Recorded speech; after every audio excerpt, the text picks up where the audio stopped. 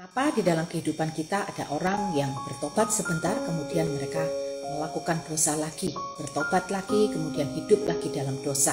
Istilahnya tomat, tobat kumat, tobat kumat. Mari kita buka di dalam Yeremia 8 ayat yang ke-6. Aku telah memperhatikan dan mendengarkan mereka tidak berkata dengan jujur. Kenapa susah sekali untuk seseorang itu bertobat? Yang pertama, bahwa mereka tidak mengerti bahwa ternyata Tuhan itu memperhatikan setiap perbuatan kita. Hal-hal kecil yang kita lakukan dalam keseharian itu Tuhan itu memperhatikan. Jadi kalau kita hidup di dalam dosa sekalipun mungkin orang lain tidak tahu, tetapi Tuhan itu maha tahu. Tidak ada satupun yang kita bisa sembunyikan daripada Tuhan. Nah, kadang-kadang orang berpikir, toh nggak ada orang yang lihat ketika saya melakukan hal ini. Jadi mereka tetap terus melakukan dosa. Dan mereka berpikir, toh Tuhan juga nggak lihat kok, gitu ya. Nah, yang kedua dikatakan tidak ada yang menyesal karena kejahatannya dengan mengatakan apakah yang telah kulakukan ini.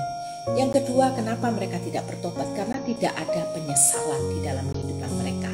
Pertobatan itu harus dimulai dari penyesalan. Penyesalan bahwa apapun yang mereka lakukan selama ini ternyata bertentangan dengan kebenaran firman Tuhan. Penyesalan bahwa mereka sudah mendukakan hati Tuhan ketika mereka berbuat dosa. Pertobatan itu semuanya harus dimulai dari hati, yaitu hati yang menyesal atas dosa-dosa yang sudah mereka lakukan.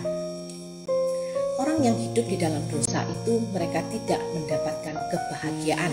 Yang mereka dapatkan itu hanya kenikmatan sesaat, tetapi jiwa mereka itu menderita. Sekalipun senyuman itu tampak di wajah mereka. Tidak ada orang yang hidup di dalam dosa yang hidupnya itu bahagia, karena itu adalah kebenaran firman Tuhan yang mengatakannya. Oleh karena itu saudara, jikalau hari ini kita mau bertobat dengan sungguh-sungguh, mari kita harus tahu bahwa segala sesuatu yang kita lakukan Tuhan itu melihat, dan semuanya harus kita pertanggungjawabkan di hadapan Tuhan satu hari kelak.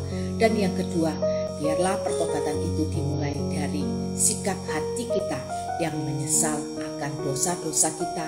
Dan yang ketiga, mari kita berjuang dengan sungguh-sungguh menjadi orang percaya yang melakukan kebenaran di dalam kehidupan kita.